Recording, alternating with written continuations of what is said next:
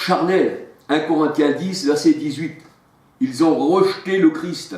Ils sont restés dans les ténèbres. Jean 1, verset 1 à 12. Ils n'ont pas la lumière du Christ. Ils n'ont pas l'enseignement du Christ. Ils n'ont donc pas reçu la résurrection. Ils sont sans espoir. Leur cité est charnelle. Galates 4, 21 à 31. Leur enseignement est charnel. Marc 7, verset 1 à 23. Et ils ont une doctrine humaine.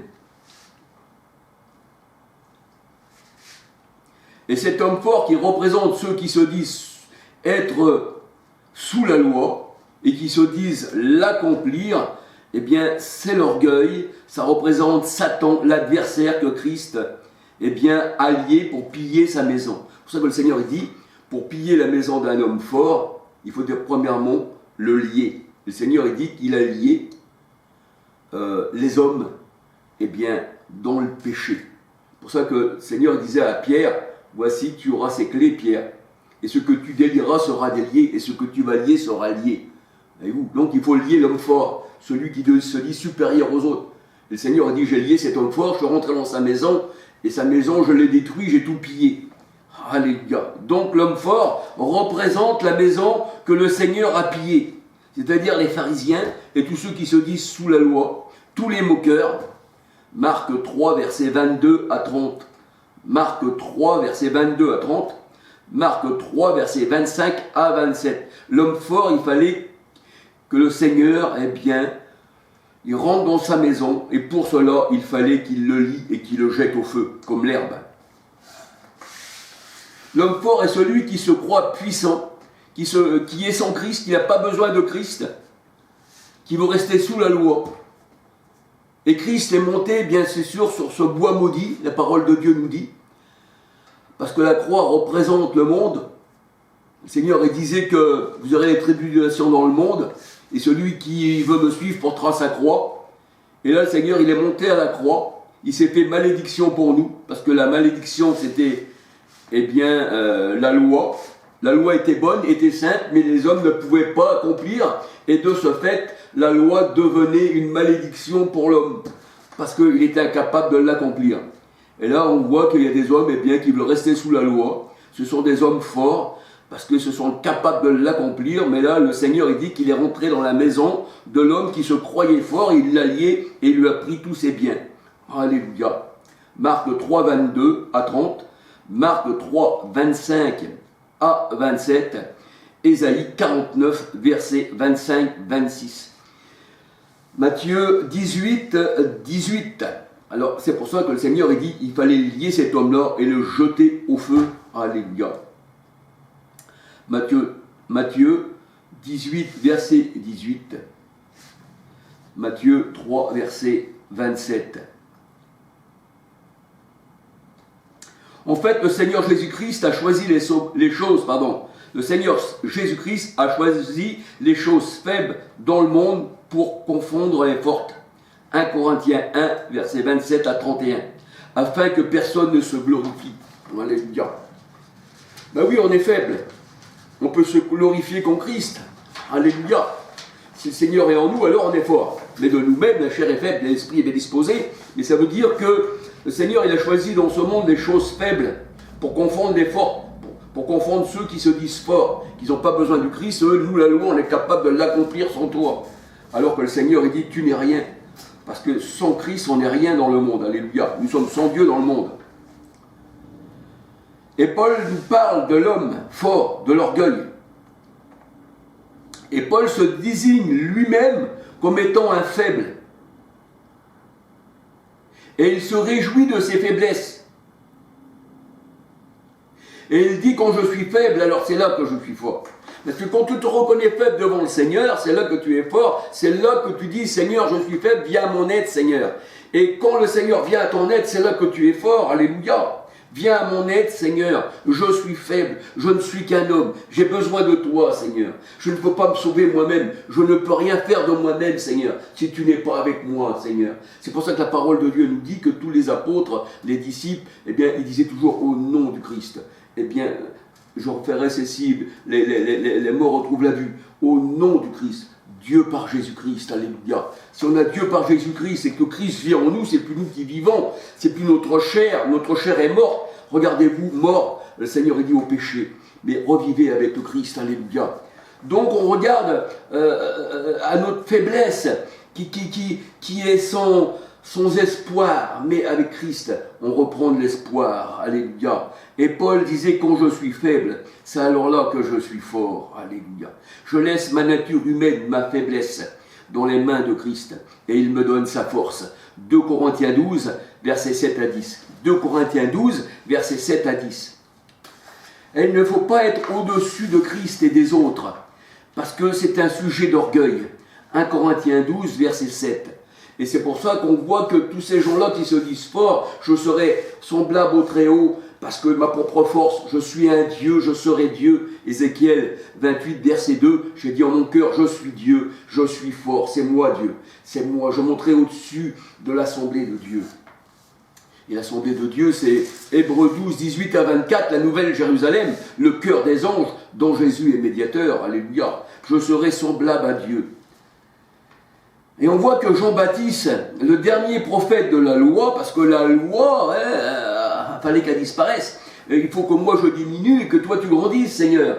Il faut que moi qui est charnel, la loi qui est charnelle, il faut que je sois abaissé pour que toi tu prennes la relève, que tu me donnes ta grâce, Seigneur. Parce que Jean-Baptiste était le dernier prophète de la loi. Luc 16, verset 16. Matthieu 11, verset 13 à 14. Jean-Baptiste, il disait, il faut que je diminue et que lui grandisse. Et c'est ce que l'on doit dire aussi. Il faut que notre faiblesse diminue encore plus. Qu'on se reconnaisse pécheur, qu'on se reconnaisse petit devant le Seigneur. Et Seigneur, viens à mon secours. Alléluia. Et c'est ce que voulait nous dire aussi Jean-Baptiste. Parce que la parole de Dieu, c'est une épée à deux tranchants. Elle pouvoir dire plusieurs choses. Et là, on voit que Jean-Baptiste, il n'était pas digne non plus de délier la courroie des chaussures du Christ. Lui qui représentait la loi. Alléluia. Qui représentait l'homme fort. Jean 3, verset 30. Jean 1, verset 27.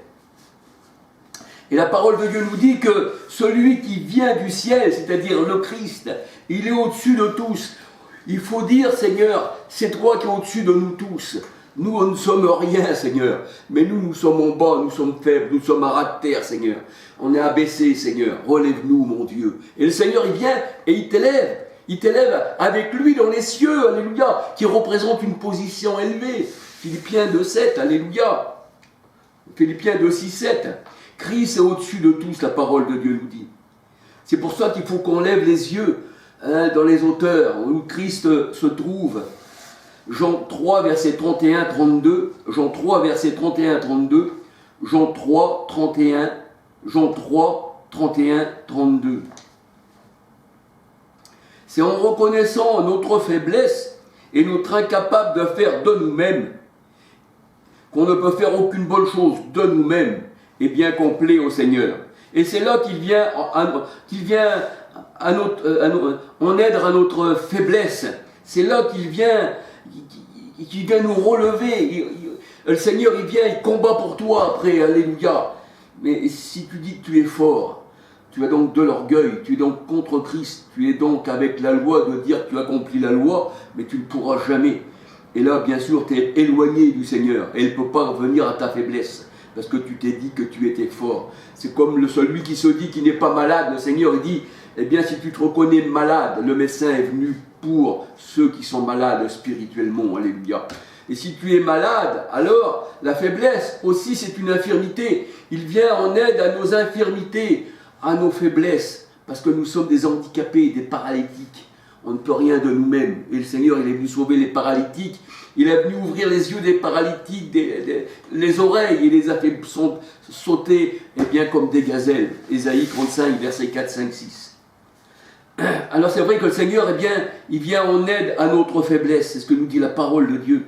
Romains 8, versets 26, 27. Matthieu 8, versets 16, 17. Il faut donc rester attaché au Christ, mais non à la loi pour faire les choses spirituelles. Jean 15, versets 1, 2, 5. Jean 15, versets 1, 2, 5. Sans moi, vous ne pouvez rien faire, disait le Seigneur. Si vous ne restez pas attaché à moi, vous êtes faible. Vous êtes faible. Vous n'êtes rien parce que vous êtes charnel, vous ne pouvez rien. Restez attachés à moi la lumière, afin que vous soyez des lumières. C'est moi la lumière. Vous êtes des porteurs de lumière, mais vous n'êtes pas la lumière, un peu comme Jean-Baptiste, la parole de Dieu nous dit.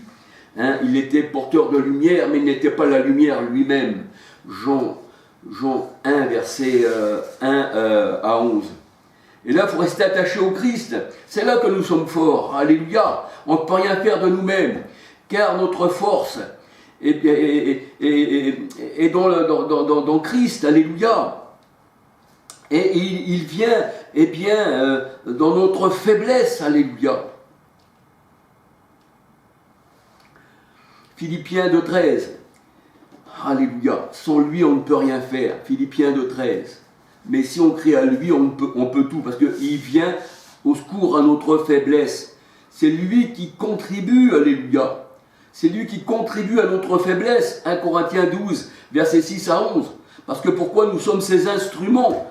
Acte 9,15, Romains 6,13. Nous sommes des instruments dans les mains de Dieu. Mais l'instrument par lui-même ne peut rien faire. Moi je sais, j'ai des bulldozers, je fais la terre. Hein, je suis aussi soudeur, tout ça. Ben, je sais que le bulldozer, il ne va pas aller travailler sans le conducteur. Il est obligé d'avoir quelqu'un qui le guide. C'est un instrument, on se sert des instruments. Et l'instrument de lui ne peut rien faire. Alléluia. Alléluia. L'homme étant un instrument, étant dans un corps de chair, ne fait pas ce qu'il veut. Romains 7, versets 15 à 25. C'est pour ça que la parole de Dieu nous dit, ayons donc les regards sur Christ, sur l'invisible. Hébreux 12, 3. Si tu veux avoir la force, il faut que tu aies les regards sur Christ, mais non sous la loi. Parce que la loi est venue par Moïse, la condamnation est venue par Moïse, et la grâce est venue par Christ. Jean 1, verset 17. Alléluia. Ayons les regards sur Christ. Hébreux 12, verset 2. Et non sur l'homme. Jérémie 17, 5. L'homme qui est l'instrument entre les mains de Dieu.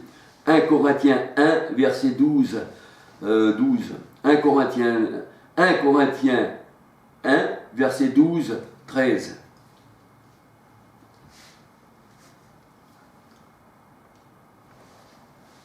Les instruments dans la parole de Dieu, eh bien, c'est ce qui transmettent.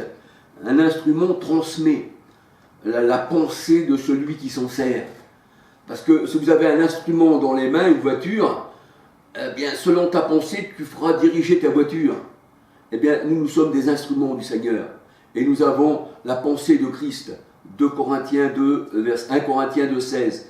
Et c'est sa pensée qui nous dirige. Hébreux 1, verset 2, Acte 16, 6, 7. Et on voit que, eh bien, étant instrument du Seigneur, eh bien, on transmet ce que le Seigneur a mis dans nos cœurs par notre bouche. Ce n'est plus vous qui parlez, c'est Christ qui parle en vous. Alléluia. 1 Corinthiens 15, verset 2, 3.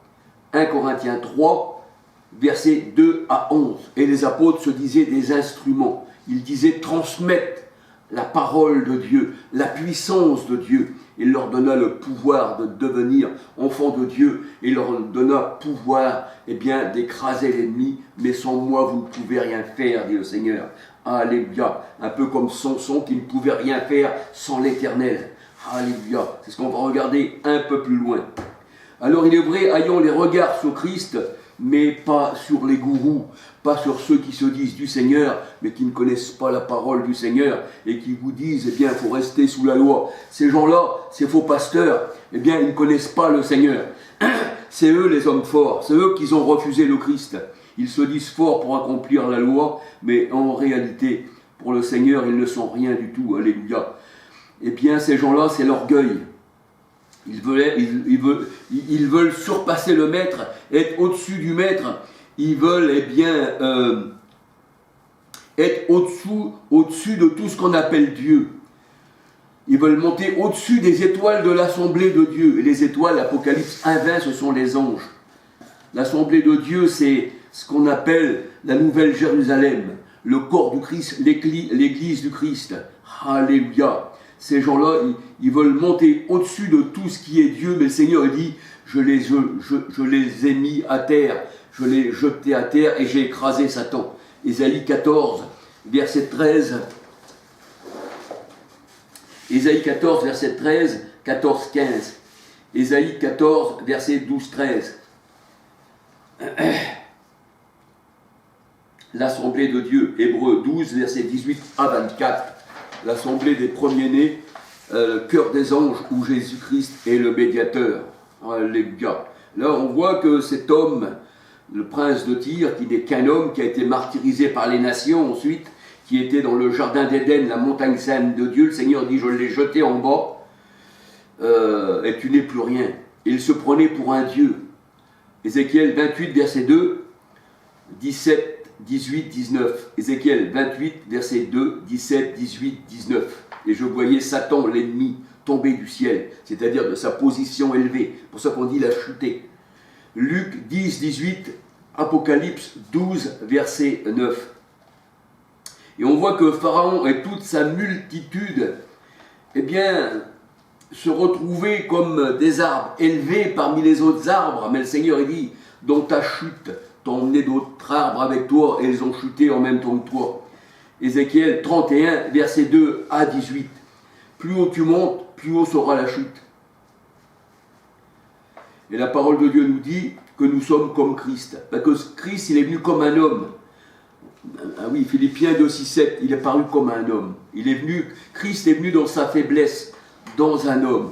Alléluia. Alors, la parole de Dieu nous dit que Christ, eh bien, il s'est humilié en tant qu'homme. Et Dieu l'a souverainement élevé. Philippiens 2, 9. Et lui a donné le nom qui est au-dessus de tout nom. Quand tu t'abaisses, Dieu te donne le nom qui est au-dessus de tout nom. Il te donne le nom de Jésus-Christ. Alléluia. Il te donne un caillou par lequel il y a un nom dessus. Apocalypse 2, 17, il me semble, ou 2, 7. Que nul ne connaît que celui qui ne le reçoit. Et cette pierre, c'est Christ. Et tu peux connaître ce nom-là que tu le reçois. Pourquoi? Parce que c'est son enseignement que tu reçois. Alléluia. Tandis que les ténèbres ne l'ont pas reçu. Elles sont restées ténèbres. Et la lumière, c'est l'enseignement. Alléluia. Psaume 119, 105, 130. Alléluia. Donc nous voyons que, eh bien, si on s'abaisse, on sera comme Christ homme. Il y a aussi Christ, eh bien, qui est Dieu, Emmanuel avec nous, alléluia. Parce que le Seigneur, il avait les deux natures. Eh bien, on sera comme le Seigneur. Le serviteur n'est pas plus haut que son maître, mais tout serviteur accompli est comme son maître. C'est pour ça que j'ai dit, vous êtes des dieux, vous êtes des Elohim, à tous ceux à qui la parole a été annoncée. C'est ce qui est dit dans Jean 10, 33, comme les pharisiens disaient, toi qui es un homme, tu te fais Dieu. Et le Seigneur, il dit, eh bien, tous ceux à qui la parole a été annoncée, j'ai dit, voici, vous êtes des dieux, et Dieu, eh bien, est parmi les dieux, parmi les Elohim, dans le psaume 82, si on lit le psaume 82 en entier, j'ai dit, vous êtes des Elohim, vous êtes des dieux. Alléluia. Et Christ n'a pas regardé sa divinité, il est venu comme un homme simple. Il s'est mis en dessous de l'homme, je dirais même. Philippiens 2, versets 5, 6, 8, 11. Philippiens 2, versets 5, 6, 8, 11. 1 Timothée 2, 6. En fait, le Seigneur Jésus-Christ a pris notre infirmité sur lui. Il a pris notre faiblesse sur lui. Ésaïe 51, versets 3, 4, 5, 6, 8, 10, 11, 12. Romains 5, verset 6. Il a pris notre faiblesse sur lui. Il a pris notre maladie, nos infirmités. Nous sommes des paralytiques sans le Christ. Alléluia. Matthieu 8, verset 1, 14.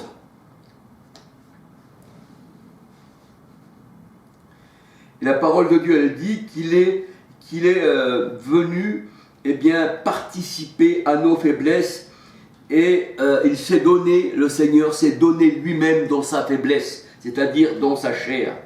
Alléluia. 2 Corinthiens 13, verset 3-4. 2 Corinthiens 13, verset 3-4. Christ fut crucifié dans sa faiblesse. pas en tant que Dieu, parce que la faiblesse c'est la chair, mort quant à la chair, mais toujours vivant quant à l'esprit, alléluia. Alors en se faisant homme, il a remporté la victoire, le Seigneur, parce qu'il a été crucifié dans sa faiblesse, mais la croix n'a pas pu le retenir.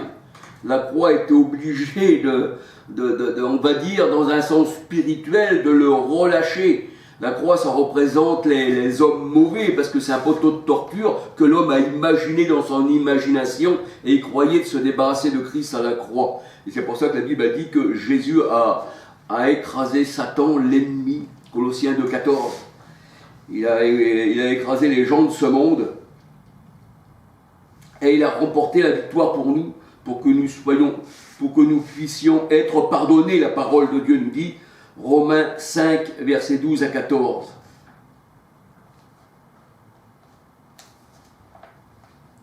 Et la parole de Dieu nous disait qu'on regarde quand il y a l'Éternel qui vient avec Abraham, avec ses deux anges. La parole de Dieu, elle disait, Dieu l'Éternel disait à Abraham, si je trouve quelques justes dans la ville, alors je pardonnerai à la ville. Et on voit qu'Abraham, il plaide pour la ville. Mais la ville, ça représente la ville sainte, la nouvelle Jérusalem, alléluia. Alléluia. Si je trouve un seul juste, eh bien, je pardonnerai à la ville, alléluia. Et là, on peut dire que Christ a été trouvé juste, alléluia. Et Dieu a pardonné à la ville, alléluia. Genèse 18, versets 23 à 33, Apocalypse 21, versets 1 à 5, alléluia. C'est donc lorsque nous crions à l'Éternel, qu'on crie à l'Éternel, qu'on est faible, que tout disparaît, qu'il n'y a plus rien qui puisse nous venir en aide. On ne peut pas se fier en nous-mêmes parce qu'on est faible, on ne peut rien, on est incapable d'une bonne chose, même d'une bonne chose. Alors on crie à l'Éternel et il vient à notre secours. Il reconnaît notre faiblesse, comme il a reconnu la faiblesse de son sang, qui avait